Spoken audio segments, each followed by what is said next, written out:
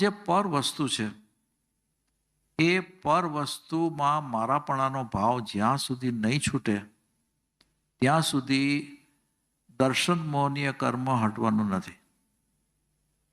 જ્યાં સુધી દર્શન મોહનીય કર્મ નહીં જાય ત્યાં સુધી પોતાની ઓળખાણ એટલે કે પોતાના આત્માની ઓળખાણ થવાની નથી.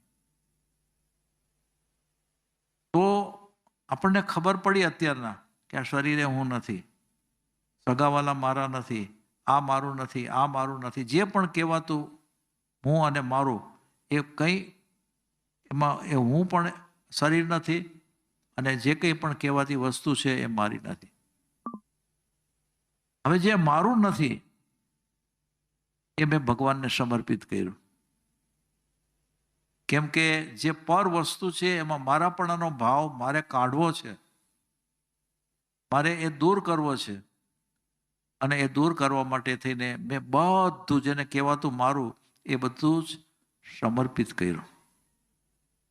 જેનો આ સમર્પિત ભાવ સાચો, અંતકરણ પૂર્વકનો આ સમર્પિત ભાવ,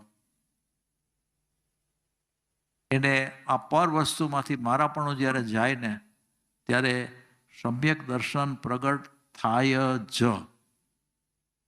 હકીકત છે કે એને સમ્યક દર્શન પ્રગટ થાય જ.